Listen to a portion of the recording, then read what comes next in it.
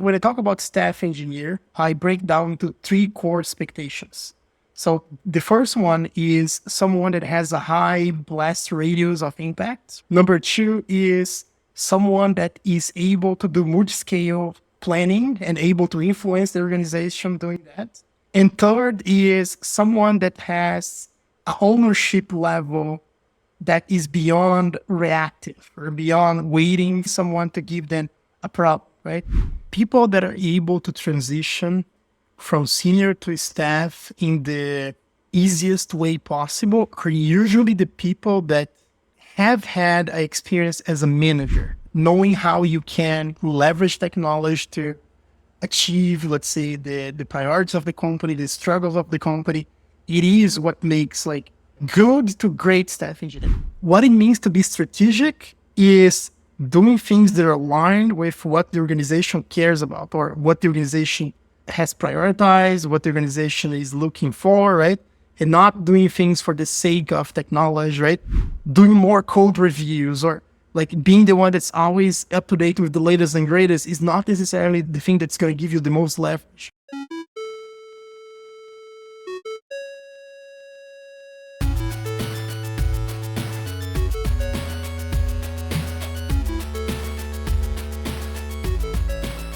Hello, guys. Welcome back to another new episode of the Tech Lead Journal podcast. Today, I have with me Thiago Ghisi. He's one of the top leaders out there, engineering leaders, right? So today we are going to talk about this topic, which probably interests some of you who are ICs still at the moment, right? So we're talking about staff plus, staff, principal, or beyond principal engineers as well. How can we actually make our career? And what are the things that we should expect or we should behave in terms of becoming a staff plus engineers? So welcome to the show, Thiago. Thanks, Ehi. It's a pleasure to be here, man. I'm a big fan of your show, and yeah, I'm glad to be here recording with you today. Thanks for that. So, Thiago, I'm sure you know the drill, right? So, first thing I would like to ask you maybe to share a little bit more about yourself. If you can maybe mention any highlights or turning points that you think we all can learn from that. Amazing. So I'm Brazilian and have been in tech for the past 20 years or so. And I started my career as a Java developer back in the day, right? Then, wrote a lot of SQL, then kind of like transitioned into a project manager role, didn't like it.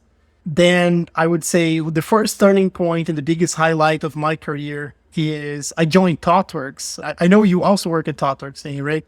And I joined ThoughtWorks back in 2012 when it was still kind of like early in Brazil. It was on their first office kind of like in Brazil. And that kind of like completely changed the path of my career. I could learn English back then. And then I would say the work at ThoughtWorks for 2 years, then moved to the US. I was lucky to get a job in the US, then as an engineer still, and then transitioned into engineering management back in 2016 and have been doing management now for 8 years. So fun fact is I have spent almost like half of my career in Brazil and half in the US now, and almost half as an engineer, now half as a manager. And I have been kind of like lucky enough to be able to have some growth and also growing on the management path. I'm a director now. I manage other managers and growing a big team now at Nubank. And yeah, a lot of lessons there, but a lot of turning points as well. Yeah, wow, it's really interesting fact, right? So you have gone, like you said, the 20 years of your career. So when you said half, that means a decade each. So I'm sure we're going to learn a lot about being an IC, being a manager, right? Today specifically, probably we'll focus a lot more on the IC part, right? The staff plus and the principal engineers and those kind of things. Although I'm sure it's also good learning for us if we know a little bit about management, right? So I think, Thiago, the first thing that some people would like to know about, what is your definition of becoming staff plus engineers? Because I think in different parts of the world, the career ladder, the roles are probably not the same. So maybe if we can level set our definition first, what do you mean by staff plus engineers? Amazing. So the first thing that I would say actually is it's funny that I'm a director talking about staff plus, right? And I think that is when I gave the talk a month back, I think that was actually one of my main motivations is to be someone from the outside talking in and seeing kind of like what happens with what do the staff engineers that are super successful have that the ones that kind of like are not able to break through the staff level or not able to grow beyond that, right? So my definition of staff engineer, the main thing they would say is like, first of all, you should not be working on a single scope, right? And I know this is super controversial, right? Like, but if you're working on a like one feature chain or one particular, one single code base that's used only by a few engineers and it's not, let's say, impacting the entire organization, like you are not a staff engineer by my definitions, even though I get into a lot more details later, right? So when I talk about staff engineer, I break down to three core expectations. So the first one is someone that has a high blast radius of impact, right? Number two is someone that is able to do multi-scale planning and able to influence the organization doing that. And I will explain more what is that. And third is someone that has a ownership level that is beyond reactive or beyond waiting someone to give them a problem, right? And my definition is if you're doing those three things, you're already operating at the staff level, in my opinion. And I think like the other thing that I mentioned on the talk, and I think that's part of my definition, is that a lot of people forgot almost how we got here, right? How we evolve as an industry to actually get to the current state of the affairs where we have the dual track career ladder, right? And I think one important thing to mention, in addition to like everything else, is that there is almost a relationship between the levels of the management track with the levels on the IC track, right? So it's like the same way that you have a lead engineer and you have, let's say, a tech manager, say, you have, let's say, staff engineer, you have an engineering manager, a manager of managers, you have a senior staff, and you have a more senior manager, you have a principal. And a principal engineer is almost director level in most companies. So they have almost the same expectations of being impacting an organization surface area that is similar to, let's say, the equivalent on the management track. It's not exactly one-to-one. There are nuances. There are the different archetypes of staff plus, right? But I would say in general, I think it's not that you can grow forever on the IC track. You have to keep in mind that there is some kind of almost anchors, that there is some relationship between those things, right? I would say in general, those are my definitions, right? So like high blast radius of impact and blast radius, the thing that I like about it is it can be deep or can be wide, right? Then able to do multi-scale planning on organization. I'm talking here mostly about mid-sized to large organization. If you work in a startup, is a different game. I'm not talking about that, right? And someone that is able to go from finding a problem to driving the problem to solution, right? It's not someone that's waiting someone to, oh, solve this problem, or here's a risk for you to find how to mitigate. It's like someone that's actively putting things on the backlog and influencing the roadmap, right? And not waiting someone to tell them what to do, right? If you're doing those three things, if you're able to have like a high blast radius of impact, able to do mid-scale planning, and able to kind of like to be ahead of the game, to be thinking kind of like 6 months, a year, 2 years, in materializing those vision and influencing, inspiring folks to work towards that vision, you are a staff engineer, right? And doing that with technology, of course, and being someone that is technical, someone that's able to guide others, mentor. But I'm saying in definition, like mentorship, like being good with tech, being a super expert, it doesn't matter if you're not able to do those three things. Yeah, so very interesting the core expectations that you mentioned just now, right? The three things. I'm sure we're gonna cover a lot about those three later on. But in the first place, I think that you mentioned about dual career track. I think this is also something that is pretty new, probably in the software industry, right? And especially in the big tech, this is probably common. But in some other organizations, maybe manager is like the peak of the engineering career, right? Which I'm sure also maybe happening in Brazil. But in maybe the US, the companies where you have a big tech core competitive advantage, IC is also one of the track that probably engineers can aspire to become, right? And I think the first thing that I just want to highlight, right, in many of such organizations, the level where you become staff actually is starting from like a senior software engineer, and then you take a leap into this staff engineer, right? And you mentioned about scope of responsibilities. Maybe outline a little bit more about this scope of responsibility, because I think that's pretty good guidance, like a quick guidance to say that you are at this level at what particular responsibility. So maybe if you can outline a little bit on that. Amazing.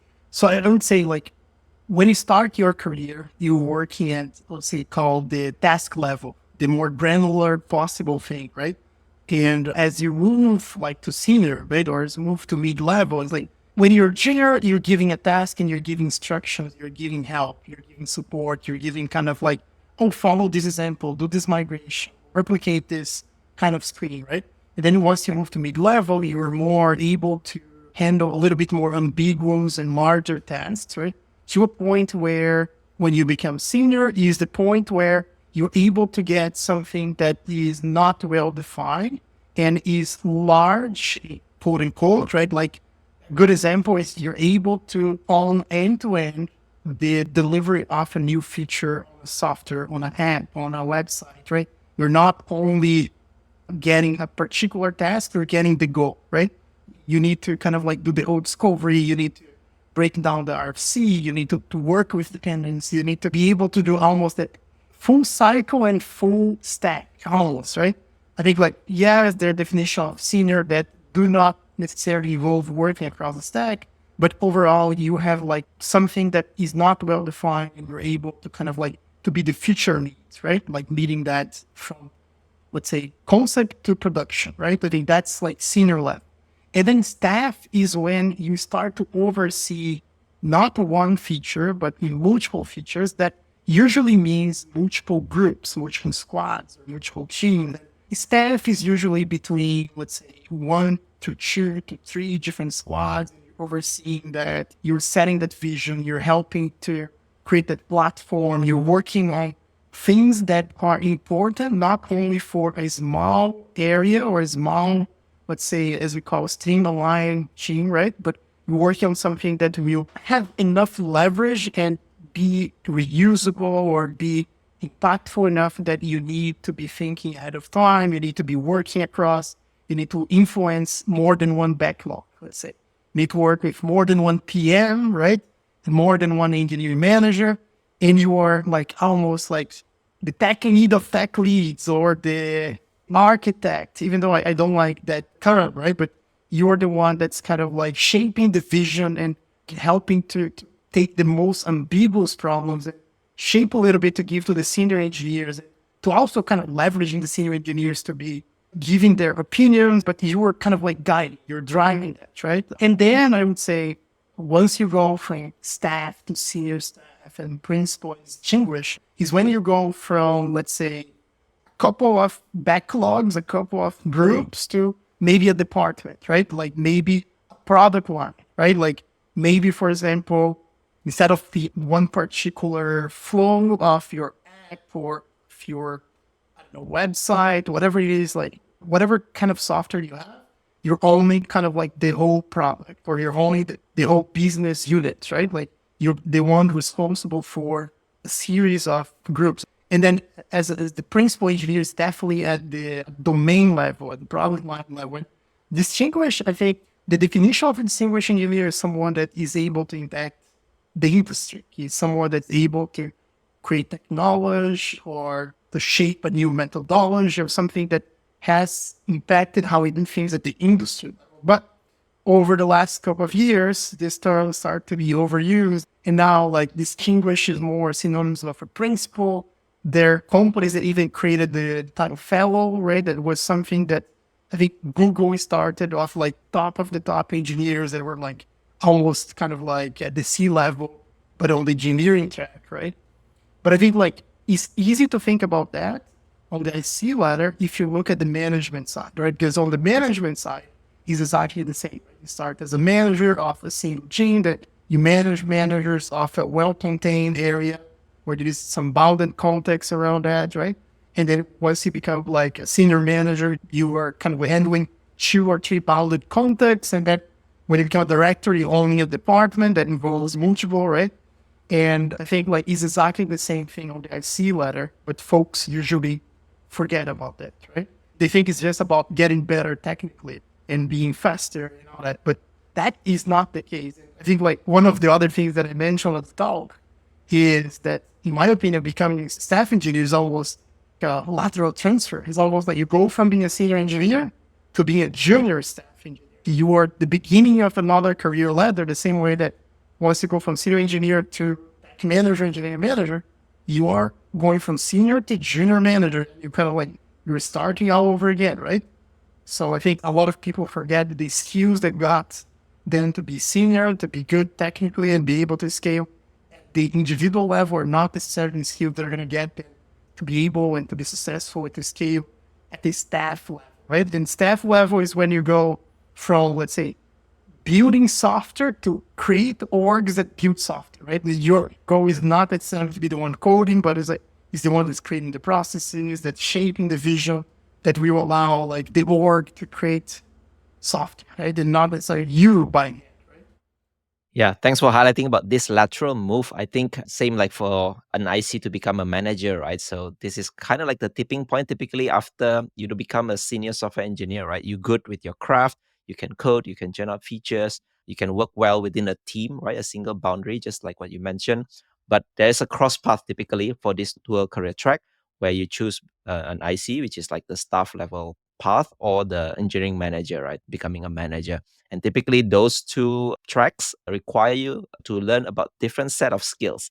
I think what you mentioned, when you work with multiple teams, multiple people, stakeholders, definitely you will need to kind of like a stakeholder management, better communication and influencing, or maybe thinking beyond just a one scope. So thinking about different areas of things. So definitely something that people can think in terms of how you shape the leveling within different roles in the company.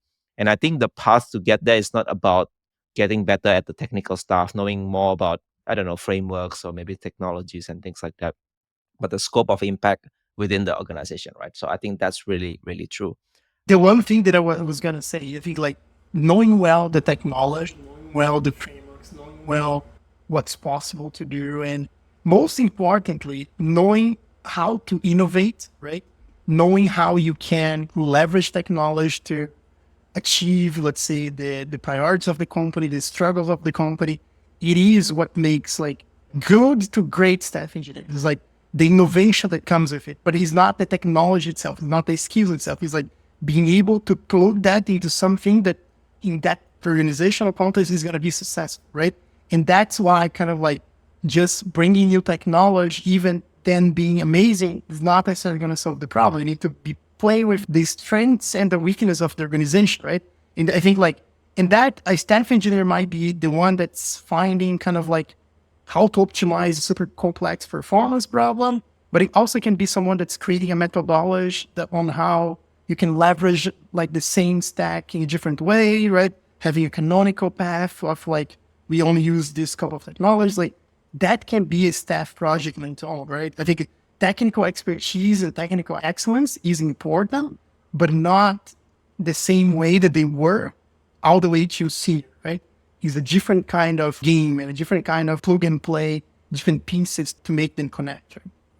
So thanks for highlighting that. I also like the definition of multiplier effect, right? You mentioned something that, innovate beyond a certain particular technologies, right? You create a business impact. So I think the multiplier effect, same like a manager, right? So you influence multiple engineers probably in order to come up with some innovation that can impact the business, right? I think that's kind of like probably a succinct way of explaining that.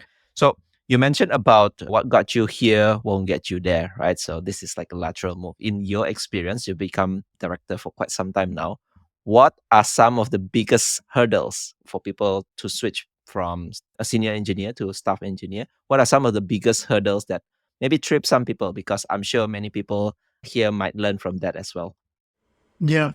The first thing that I would say is like the people that are able to transition from senior to staff in the easiest way possible are usually the people that have had an experience as a manager. Right? I think like that's crazy to say, but it's like the people that are able to influence others, people that are able to delegate, people that are able to put visions that are inspiring, to convey, to be aligned with leadership, to understand what is the thing that's going to move the needle for the organization, right? And I think those are the people that are super successful on this transition, and it is almost natural to them, right? The things that get a lot of people, I would say, is the inability to delegate. And I think like if you see what I said, kind of like the ownership levels, right? That is also the same way you have like you go from task to feature to kind of like department, like you also have the same thing on the ownership level. You go from being an implementer to be a solver, then to be a finder, and there is even the driver that comes later, right? So I think like the people that are not super successful are the people that are into this habit of waiting someone to tell them what to do. Give me a problem and I will solve it. But like they are on this continuous waiting, like some inbound requests on something like their manager to tell, oh, I need you to focus on this. And they have not developed that muscle, let's say, that they are able to analyze like the meetings, the docs, the OKRs, the external market. Like they're not able to construct their view. I think they struggle a lot with that, right? People that never exercise that skill, that's like really hard. And that's what I call like they are not able to be strategic, right? What it means to be strategic is doing things that are aligned with what the organization cares about or what the organization has prioritized, what the organization is looking for, right? And not doing things for the sake of technology, right? So I think like folks that were able to get to senior being like the one that does the most in details code review or the one that kind of like knows all the internals of the kernel or like the latest versions of the frameworks, all that, they're able to get all the way to senior, and those skills are really important. But doing more of that is not what's going to move the needle, right? Doing more code reviews or like being the one that's always up to date with the latest and greatest is not necessarily the thing that's going to give you the most leverage, right? And then like the other thing is like the senior engineers, they don't know how to work cross-functionally, right? They don't know how to work with PMs, with designers, with, I don't know, supports, right? They have issues on communicating both with dependencies or stakeholders. They usually get in trouble at the staff level, right? Because if someone is not telling them what to do, is not be able to kind of like do that cross alignment with the other people that depend on that software, that person is not able to communicate back and forth, right? So those are the three things that I have seen that kind of like again and again, when I see in performance calibrations, in promotion committees, if you have one of those, let's say, behaviors or lack of behavior, those are the things that are kind of going to get you. And if you are not aware of that, and sometimes those folks, they keep insisting on the same path, right? Oh, I need to be more technical, but it's more about, are you able to delegate? Is your vision in alignment with what the company is going? Like, can you influence leadership? Because if you're not able to show alignment, you're not going to be able to influence and you're going to lose trust, right? And people are not going to want someone that has staff plus responsibility that they cannot trust, right? So I think those are the like, it is a vicious cycle, almost like circle of problems, right? And one problem lead to the other. Right. So I'm sure that is a good learning, right? So for those people who are still aspiring, to become staff plus engineers, right? So thinking about what things you need to change in terms of mindset and behaviors, which is, I think, a good segue for us to start moving into the expectations. You mentioned about the three core expectations of becoming a staff plus engineer. So just to remind a little bit, the first one is about high blast radius impact, multi-scale planning, right? And the other one is about autonomy and ownership level, right? So maybe let's start with the first one, high blast radius impact. So what do you mean? Like, does this always mean that you have to move the business metrics, or do you mean the engineering metrics? Or when you mention blast radius, what does it mean? Yeah, I think like what I mean blast radius is a reminder, let's say that the amount of the organization surface that you're impacting matters. And it is also a reminder that it is close to impossible for you to have a high blast radius of impact trying to do things last minute or not planning for that to happen, right? It's like if you're able to have like a high blast radius, but it was out of luck, out of like random, like is not what I mean by having a planned high blast radius, right? And I think the thing that I like about blast radius, and I think it's important to anchor on that definition of you go from like working on single team, then to influencing multiple groups, then to owning a department. And when I talk about blast radius is like Oh, I'm not saying that you are impacting all the time, all the engineers in the company, right? Even though like one thing that would be super high blast radius is a change or a new framework or a new way of doing things that you're going to be empowering or multiplying the capabilities of all the engineers, making their life easier, right? That's one kind of blast radius, but there is the other kind of blast radius that's like, it might be more contained on an area, on a single bounded context, but that deeply impacts the business. Let's say if you're able to solve like, imagine that you have, let's say, a particular feature or a particular product line that is really inefficient, right? Is using like cloud resources really badly, and you're able to fundamentally change that in a way that is in a significant way much cheaper, like to the business, and it completely changed the constraints of the business to be successful, right?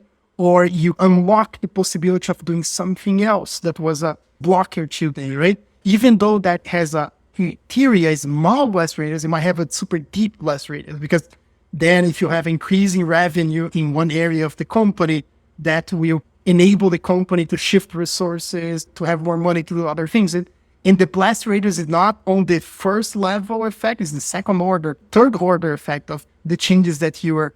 But the thing about this expectation is you are not going to be able to have high blast radius. Let's say you're not going to be able to have that intention, like intentionally be able to impact high blast radius way if you're not planning, if you're not in strategic alignment, if you don't know how to influence. I think it's like, in order to get to that core expectation and to be able to do that, there's so many things that need to line up, right? So it's like, that's like just the tip of the iceberg. Yeah, so I think it's a very important, like when you mentioned about second degree, third degree, right? So you need to probably understand the chain of impact that happens after you deliver something, right? And I think the blast radius here could mean two different things. I saw it talk, right? You could go deep in the technical part or also the organizational aspect and straddle between these two, right? Because I think sometimes you have a project that is more technical thing, maybe, I don't know, rewriting something to make things better, or you can work on the business process, right, in order to improve certain metrics of the business. So I think straddling between these two probably is some good tips to create a high impact, high blast radius that you mentioned. And I think you mentioned about planning, right? Yeah. Maybe some people got lucky, they went into a project and the impact is really great, but it's rarely happening that way. Sometimes, like, you have to really understand maybe first the business, the performance of the particular system at the moment, right? Or maybe the legacy code base, and after that, you plan something and create the impact, which comes to the second expectation of becoming staff plus engineer is a multi-scale, multi-level kind of a planning and also influencing. So maybe tell us a little bit more about this. Yes. So I think like the first thing you're going to say about this second expectation is that, yes, as a staff plus, you're not expected to manage people, right? You are not a people manager. And I 100% agree with that. But that doesn't mean that you're not expected to influence people. You are. You're not their people manager, but you are kind of like influencer, I would say, in the sense that you are the one, or you have to be the one that knows how to play the organization dynamic and know how to influence people, orgs, right? And you know, also, I think it's like, you know how to navigate, you know who you have to talk to get like a vision into place. Let's say you have this amazing idea of a super high blast radius project or high blast radius way of doing things that's going to completely shift the way that the organization does engineering. Is not something you're going to be able to do from like the night to the day. It's something that is going to take time, and you're going to have like, I need to staff a completely new team. I need to partner with a vendor. I need to have the business buy-in to be able to allocate one quarter, like a half of the year, and a couple of like the most senior engineers to be able to design this problem, right? So I think like that's where when I say multi-scale planning is like, you are able to play with the different horizons of time, right? So there is this definition that like big picture thinking, right? Like someone that is able to see kind of like 1, 2, 3 years down the line and work backwards, right? And I think that's great. I have seen a lot of people, but more important than having the vision is like to be able to align people there and to be able to know exactly what needs to line up and when is the time for you to put that as a new OKR, like write that on the 6-pager, whatever it is. Like when you have to influence, let's say, the board meeting, like to get approval to do some of those things, right? And that's the thing that going back to the point, like, yes, the staff is not a people manager, but it needs to be able to influence the organization. It needs to navigate the organization. It needs to be able to know how to cascade things up and down. And it needs to be able to play with these multiple horizons of time, right? And have a vision, working, getting feedback, trying again, like this logistics of kind of back and forth to get something big done. It is what is actually going to be able to break or make someone as a staff, right? Because if you're not able to play with the constraints of the organization, very likely you're either going to burn out or you're going to kind of like be stuck, right? Right. I think I love that the explanation just now, right? So first thing about the different levels of horizons, the horizon of time or the vision, right? Or sometimes like you build a roadmap because sometimes you cannot just achieve it within a month or a quarter. You have to think beyond just a one quarter, right? It could be multi-years even, like if it's such a big, complicated kind of problems. And I think you mentioned about influencing, right? This is also something that many individual contributors are stuck at, trying to convey why we have to do a certain kind of project, right, or deliverable. And another thing that is probably quite a challenge for some people is actually to debate or maybe dealing with a more difficult stakeholders. Because sometimes techies, we talk in technical terms, like we can't translate to business, and sometimes people don't get convinced. So maybe from your view, right, how can we influence maybe stakeholders better, right? So maybe Yes. a few tips. Perfect. Amazing. So this is the thing that I have seen a lot of staff engineers and more senior engineers saying is like they don't have the patience to influence, right? And what I mean patience is a lot of time you just need the time, place, the factor, right? Like let's say you have a meeting with a super senior like product manager or like a general manager or someone that owns a big scope, and you give that person an idea, you plant that seed, right? And initially they're gonna say, "Oh, why is Amy saying that?" Right? And they're gonna have pushback. "Oh, I have this idea that we could go this way, we could leverage this platform," and it's gonna take some time for them to reflect. And you also have to almost take their input back and say, "Oh, I remember you worry about this area. Let me get back to you." And a month later, present again. And like, I think it is the shaping of the solution. And is like, I think there is also a dynamic that is the more people you bring early, the more people feel that they were part of the solution, that they were kind of designing that along with you and not something that came as a surprise. I have something that's perfect that nobody ever saw that is going to solve everything. Like folks are going to be super resistant about that, right? And you need to be patient. And that's why I said multi-scale planning is like involves multiple tries. And maybe that was not the moment. Then there is an incident that happened. And oh, remember that solution that's going to solve that scalability problem, or that's going to solve the performance issue.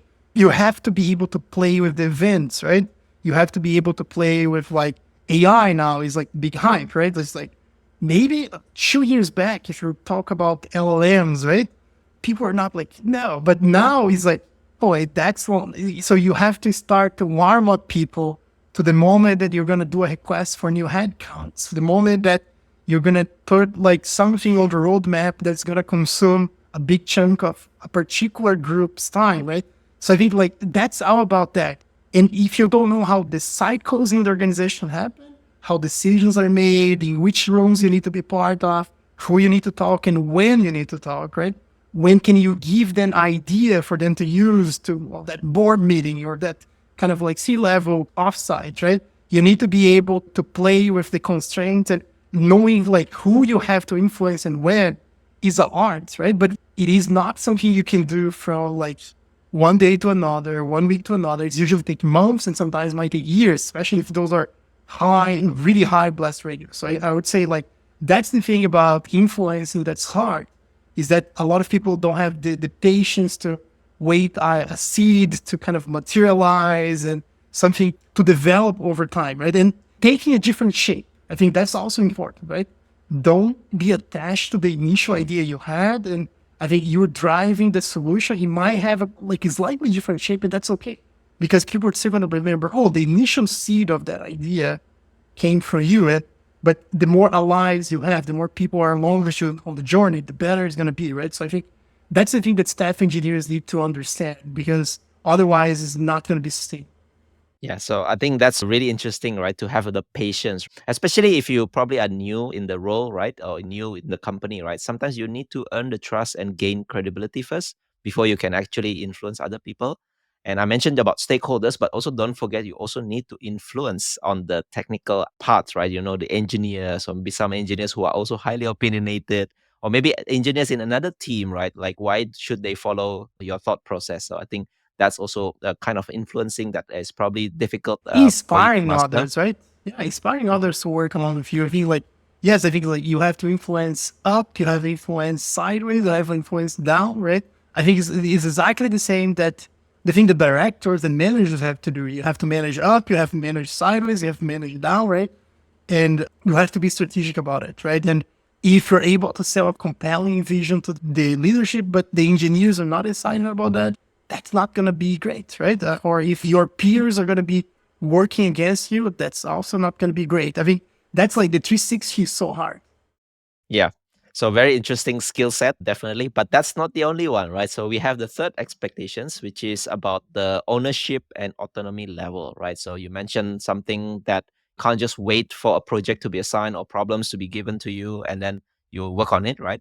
But you move beyond the implementer. You mentioned about this earlier, right? The implementer, the problem solver, problem finder, and problem driver, right? So maybe tell us about this kind of framework so that we can understand how to become more autonomous. So I think like there are three dimensions, right? I think like I said about kind of like you go from task to feature to multiple groups and then department, right? And you go like on the other end from being able to see the next 24 hours, what you're going to do in the next week, then the next month, then the next quarter, next year, right? And then there is like other sides, like you go from being an implementer, someone that's given a task, the how, and also something that's short in the time horizon to something that you're going to get then, let's say, a problem that is a little bit less defined and a little bigger, a little longer time horizon. You're not going to get the next few hours for you to do something. You're going to get the next few weeks, right, to do a feature. And then you need to get to a point where no one is actually telling you what to do. You are telling them what to do, right? That's defined, right? You're looking for the next set of problems that organization needs to fix. What are the next set of risks that we need to mitigate before they actually materialize, right? And that's what I call the finder. I think this amazing article from Randall Kotnik, where he talks about the implementers, solvers, and finders. And I think the funny thing is that after my talk, there was a principal engineer for a company came and said, you know what, there is another dimension, that's the fourth dimension, that's the driver. Because a lot of staff engineers, they get to the, let's say, the finder, right? They're able to find the next problem, they're able to find the next risk, but they are not able to drive that to completion, or they are not able to move back to be a solver, to be implemented whenever it's needed. And they are the only ones that are, let's say, just raising problems, raising questions, right? And telling others what to do, but they are not being hands-on whenever it's needed, or they don't have someone to delegate to be the solver of a part of the problem, right? So I think there is expectation that you move on that dimension and you're not only the one waiting somebody to tell you what to do. And whenever you find something that's critical, that's aligned with the organization, you're not only throwing that at the wall for someone else, you're actually following up on that and trying to drive that to completion. I think that's as important as having a vision, as important as thinking long term, is helping to drive those things to completion, because otherwise nothing matters, right? I think like you need to be able to materialize your impact. So I think like that's the thing that I have seen a lot of people struggling is they move from like solver to finder and from finder to driver is pretty hard because everybody is able to get from implementer to solver because like that's natural as you build more skills or you're more fluent on language, as you understand the stack better, you're able to abstract a lot of details and you're able to navigate and be able to solve the problem by yourself. But then to be able to find the next set of problems is you have to go out of the code base. You have to talk to people. And then like once you find, write it down a doc, influence the roadmap. It's not like you cannot just be sitting, oh, what is the next thing? It's like, yes, you have to be doing, you have to be kind of like trying to find the next big things, the next big risks that you're going to have. But you have to make sure that the things you put on the roadmaps are moving forward. That means driving that sometimes. That means having somebody else to drive for you, and if you're able to delegate all that. That's how like those three expectations are all connected almost, right? And when I talk about strategic view, when I talk about delegation, I talk about communicating, influencing other stakeholders, that's how they play. Because you're not going to be able to achieve those core expectations if you're not able to do all of these other things. I like the addition of the driver part, right? Because like what you mentioned, or maybe that particular person who just mentioned about that, right? I think it's really true. Sometimes like people can find proposed ideas, right? But to actually drive it to completion or even beyond a certain particular milestone, right? Multi-level milestones, I think it's pretty rare to have that person who has that passion to drive people and making sure that it still follows the chain of process, right? Like it's not like something that, okay, when incident happen or some issues happen, they just stop right there.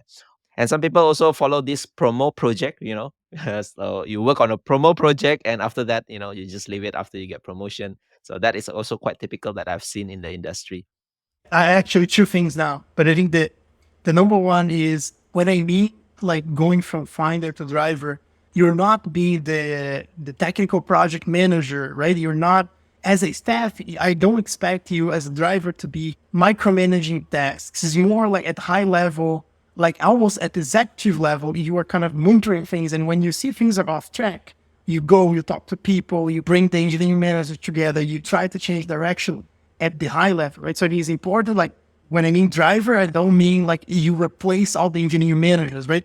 But you kind of, you oversee that and influencing and changing directions. You don't let something go off for long. The moment you catch it, you kind of like go back. And sometimes when it's critical, you actually go and you join and you help to speed up and you even like go back to solver, back to implementer if needed to make that project to be successful, right? Like you don't have the attachment of, oh, I'm not going to code. I'm not going to do the simple test because I know sometimes all you need is like enough hands and speed of completing things to finish a migration, to ship something to production, right? And you were saying something about perma project. Exactly. So that's the other thing is like, when I say all those things, I'm saying is like things that are going to have a long lasting effect, right? Because there is this thing called promotion driven development, like the thing at Google that a lot of people mention that you do a project, kind of like you're successful for 1 month, then skilled and you got promoted, or you create a platform that's not going to work for that long, that has a lot of like bad practices and like it's something that's not going to be there for long term, right? And that's not what I'm saying, right? That's not the kind of project that just to drive the promotion, something that's going to be sustainable, is going to be kind of like a solid foundation for the organization. And I think like that's hard, but I think like when they say all those things, like blast radius is not something that's going to kind of like a new product that you launch and instantaneously like goes down, right? I mean, it needs to be solid in terms of engineering, scalability, reliability, right? I think like when you are at that level, I would not expect anything less than that for a staff plus. Right. So I also love that you mentioned just now, you highlight that sometimes, you don't just play the finder level only, right? Sometimes when required, you can move back to becoming an implementer, maybe write some particular code that is difficult, or maybe you just pair with somebody, right, to get things done in the correct way. So I think, yeah, you have to be able to play different levels, right? Not just becoming an architect, sitting in the tower and give tasks to people. And I think another thing that sometimes people stuck, like how to find problems, right? So I think a few tips from me is actually sometimes you just need to observe. Some people just get used to the habit, right? And they don't find things to be problematic. But actually, when you change something, you can create a big impact. And also understand about the business metrics or the OKR, and then try to relate that with the things that you know about. So I think these three core expectations really great, right? As a guidance for people to actually think about the things that they need to do. Another thing that you have is actually about behaviors that the staff plus engineers need to showcase or demonstrate, right? Maybe a little bit here. How can people learn about the behaviors that are expected as well for them? Yeah. So I think like one of the things that I did over the last almost 8 years on the management track was to accumulate a lot of performance reviews, a lot of promotion cases, right? And also, I was part of a lot of promotion committees and performance calibration as a manager. I had spent a lot of hours there. And one of the things that I started to do for both my directs and for the cases that my peers would present or was to save like almost a collection of achievements or let's say, strengths or areas of development that either move people, accelerated people to be promoted, or were things that got them stuck or things that actually prevented them from being promoted, right? And I think those behaviors, and I think like why behaviors, right? Why you look at behavior, why you look at the achievement level. And I think like is the same reason why interviews you get asked the question, tell me about a time you had a conflict with a peer, tell me about a time you deliver a big project, right? Is because you want evidence of how you have done that before, right? And I think the same way, like when you're being promoted, they're not being promoted on potential. In most cases, you're being promoted on something that you are already doing, you already did, right? And you're just like, the promotion is just officializing that you're already performing at the next level. The promotion is the conclusion of like that cycle. And so I start to collect like over 100 examples of achievements or areas of development. And what I did was like to try to find patterns, both the patterns for people that were able to be promoted again and again, not only from senior to staff, but the staff to principal, right? Like what were the behaviors that kind of drove those promotions? And on the other end, I was looking on the low performers, the people that were either missed some expectations or people that were not able to be promoted or had their promotion cases kind of like, oh, you need to wait another 6 months and work on this area, right? What are these skills that prevented the most engineers from moving across levels? And I came up with like some patterns that were pretty much consistent, but I think there are some in between levels, but I was able to almost generalize at the staff plus level for both low performers and high performers, right? And I think like the thing that came up on the top behavior are the behaviors that if you have those things, is very likely you're going to be able to grow again and again, are those three, right? Strategic influence and ownership. So I think you're able to influence in a strategic way, in a way that's aligned with the business priority, right? Strategic here means is aligned with the business priorities of the company or the things that are going to have the most impact. And ownership is you're able to drive something to completion. You're able to kind of not only identify this, but people recognize that, yeah, and he drove that project. He was there from the beginning to the end. He was on the production incidents. He was on the discovery calls. I think that the behavior of being the driver, let's say, and things that are strategic criterization have a high blast radius or the top one behavior. The other one is leadership and mentorship, because you're only able to operate at the finder or driver level if you have other solvers or implementers that know how to do things in a way that kind of is scalable to organization. You have someone to delegate, right? And mentoring play into that, because the only way to have more people to help you is mentoring others, like growing them, like telling them like how you learn to do the things you do now, right? Because the more people you have that are growing along with you, the more scalable is going to be your influence, the more impact you're going to have on a larger scope, right? And the third thing is not that technical innovation doesn't matter. It's not that knowing something deep doesn't matter. It does matter, but it matters for innovation, right? Like, so the behavior is those people are able to innovate, or they're able to use technology, or they're able to connect technology in an innovative way to achieve something, right? So I think those three behaviors that I said are the things that usually when you see a promotion to staff plus and beyond, you're going to see a combination of those three or a combination of two of them really have.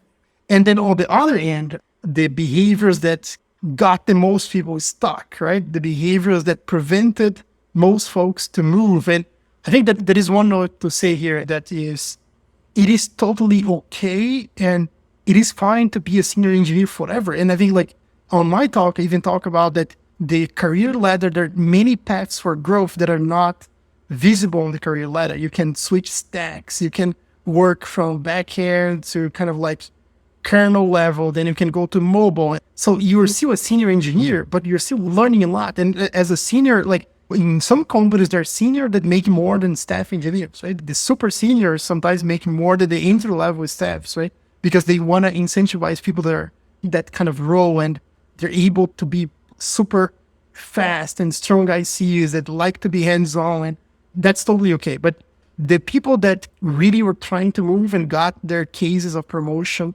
blocked, usually those three are the three behaviors that I documented. Like one is the lack of strategic vision, right? Like I think like they were working on projects that were not important or pet projects, let's say, right? Or things that were not in alignment. Two, they were unable to delegate or scale their impact, right? And third, they had really poor stakeholder management or communication ability. So usually for most folks, when they're not able to break into the staff level after a couple of years, that is usually one of those three things are coming to play. Of course, there are cases of organizations that have politics, that have people that want to play against the other. And I'm not talking about those organizations. In most organizations where there is performance review, there is fairness, I would say, those are the things that usually block folks to be able to perform at the next level. If you keep in mind the expectations and you keep in mind those behaviors, you almost can do like, in order to be promoted, I mean, it's not a formula, but if you're able to kind of achieve those three expectations, blast radius, mood scale, and ownership level, you're able to do like mentorship, innovate, and you're able to influence others, right? You're going to be almost a machine. It's like almost a flywheel, right? On the other hand, if you're not able to delegate, if you're not able to work in a strategic way that's aligned with the business, if you're not able to communicate and influence stakeholders, it's very likely you're going to be blocked. So you need to address those behaviors to be able to grow beyond senior level. And I think those are the things that are fundamentally different when going from senior to staff. Is like you need to completely change like almost the glasses that you're seeing the problem, right? You need to kind of shift how you scale. I think this is really golden, right? So you just summarize the whole thing, right? The expectations, the three expectations, and also the kind of like three pattern or behaviors that people need to think about. So I think this is such a good framework for people to think, right? And also, if you, let's say, you want to become a staff plus engineer, you need to understand all these aspects. They seem to be a lot, right? So maybe some people think of it like a checklist. I know that you don't promote this kind of checklist thing, but to find role models, how can we find role models? Because sometimes these kind of qualities are rare in the industry, and sometimes it's just luck. Like you work with somebody who is good enough that you can have him as a role model, but sometimes it's not. How can we get good role models for these kind of behaviors, which seem to be like impossible, right? Yes, yes.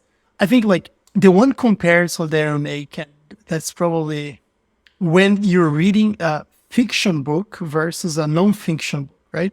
Checklists are non-fiction books. So like when you read the fiction books, you're going to have like a chapter that is laying out the framework, like, oh, you did this, and might be playing some stories. When you're reading fiction, you are almost seeing as a first level play, right? Like you're seeing that into action, you're seeing all the nuance that came to play. You're seeing maybe exactly the framework, but is not structured, is not synthesized in that way, right? And I think like a mistake that a lot of people make is like they get obsessed with what is written on the career ladder, what are the checkpoints, what are the spreadsheets, and they forget how to combine that into play. And when I say role models are a lot more powerful than checklists, it's not that checklists are not important. I mean, they are. And my talk and everything we're talking is just a combination of checklists, right? But there is nothing more powerful than seeing someone playing in front of you, right? Like, there is nothing more powerful than, for example, I mean, for me, I think like one skill that I really mastered over the years was conflict management, right?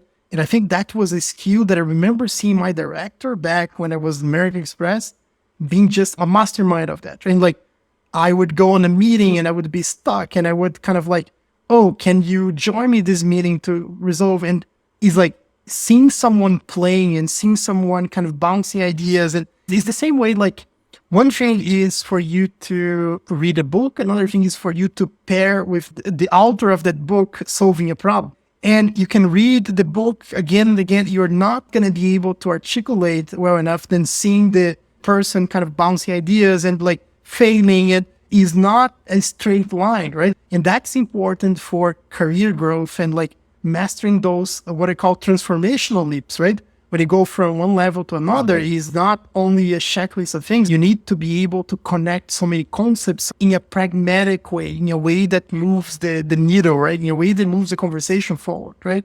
And prioritization is getting things done, is like working with people that sometimes you don't like, or kind of overcoming constraints, right? And the checklist is not going to tell you that. It is such a mindset shift. And a lot of people try to find role models outside the organization that are playing in completely different constraints and having completely different challenge, right? And then apply on the organization when they have people close to them, they're already able to show them how to play under that set of constraints, right?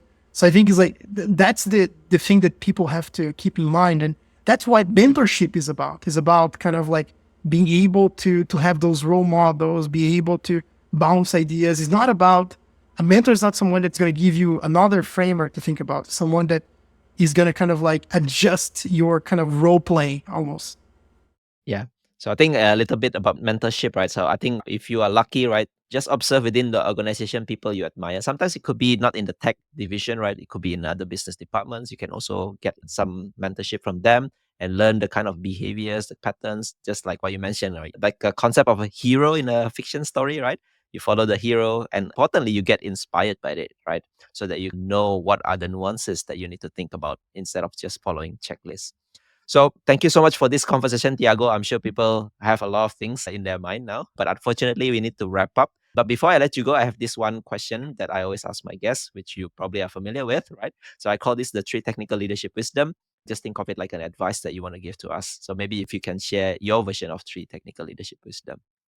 A couple of things that I would say, and those are the things that have helped me the most to scale as a director, and I think it will help a lot of people to scale as a staff plus. I think like number one is I would say use what I call the L&O method to evaluate your priorities against leverage and to time block your week, right? Like, okay, let me unpack that one, right? So it's like the L&O method is L is leverage, N is neutral, and O is overhead. Instead of doing your to-do list in a way that you're evaluating, oh, this task is going to take 2 hours, this is going to take like 8 hours, you actually look at the tasks that are going to have the highest leverage, right? What are the things that if I do it this week are going to have the highest leverage, are going to impact the most people? And by doing that to prioritize your week ahead of time and allocating time, blocking your calendar, you're going to be able to put what I call like the big rocks in the calendar, right? And have time to do the things that move the needle and not going to get, in the sense, kind of like have all the meetings overflowing your calendar and you're not going to have time to do the deep thinking, the deep work. So I think like use the L&O to prioritize your week is like the first leadership wisdom that I would put. And I know it's not technical, but it is in some ways because a lot of people make the mistake of being, instead of having the calendar working for them, the calendar is working against it, right? So that's one. Number two is on delegation. And I think this is important, especially to Staff Plus, is like, there is nothing more powerful for delegation than learning for the people that work with you or they're under you or more like a little bit more junior than you, right? What are their goals? What are their strengths? And what are the areas of development? I think that this is a tip that is so powerful because if you know what someone's trying to achieve, like what are they good at and what areas they're trying to improve, and you have a task, you have a project, you immediately are going to be able to tell them, hey, I have this opportunity. Why don't you take this task? It's the most effective way to delegate things and so powerful. I mean, even for managers, even for directors, because then I know exactly who's going to be excited about that task. It's not about pushing things into people, right? Oh, you do this. It's about how you frame that in a way that is going to make them excited about that, right? And going back to scaling in a sustainable way and being able to go from solver to finder to influence a whole department, you're not going to be able to get there if you're unable to delegate in scalable way, right? Like have one-on-ones with people, understand their career goals. That's the thing that is going to unlock the next level of delegation for you, right? And the last leadership wisdom tip that I would leave is structure and write it down. That's the main thing for so many things. I think like on my talk, I talk about writing down your expectations for the year, right? Sometimes we as tech people, as managers, as staff plus, we're repeating the same idea in your one-on-one with one and another meeting, and it's exactly the same idea, but you're only repeating in meetings and like people are repeating and you're losing precision. At some point in your career, the only way to scale is going to be if you structure that and write it down and have like, okay, here's the idea, here's the vision that I have. Because otherwise, replicating that vision or that the same speech again and again to different people is not going to scale. And speaking, sometimes you're changing the narrative a little bit, right? And like by seeing things in paper or like on writing, people are going to be able to pinpoint exactly what's wrong or what. And this applies to so many things. This applies to what is your strategy for the next year? What the goals I said, right?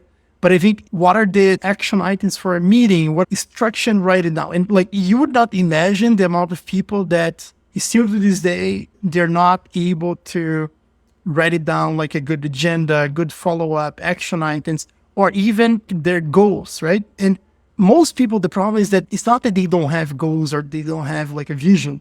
Is that the vision is not clearly articulated in a way that can be revisited on a snapshot. Like if you don't write it down, it loses that precision. If you're going to ask yourself, oh, what did I agree with my manager a year back?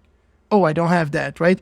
So I think this is such a powerful way to be able to scale your influence and be able to be effective, to be pragmatic, right? I mean, it is the same way as an engineer, right? You write down like, what else would you do to improve the code? You have a to-do list that's close to the code base. You write tests, so you kind of remember what that code is doing, right? So I think it is something that is important and is one of the foundations to keep you scaling more and more. I like the last one, right? So always a reminder for anyone who get into more senior levels, right? I'm sure it's not just staff plus or engineering manager or director and things like that, but anyone who wants to be more senior, right? I think they need to learn how to write better and with a good structure, because to narrate your thought process is something that is not easy, right? And maybe for some people who write blogs before, right, you kind of like understand the kind of difficulty to structure your thought process. So thanks for sharing about that. So Tiago, if people want to follow you or learn more from your experience, right? Is there a place where they can find you online? Yes, I'm very active on both LinkedIn and Twitter under Thiago Ghisi, and just follow me there. And yeah, it's always a pleasure to bounce ideas with folks. And I'm always writing about career growth and leadership and engineering management. So I'm very active there. And you can follow me on both LinkedIn and Twitter. Thanks again for your time and sharing about this Staff Plus Engineers career aspiration, right? So thank you again for your time. Thank you, Ray, for the invite. It was a pleasure, man.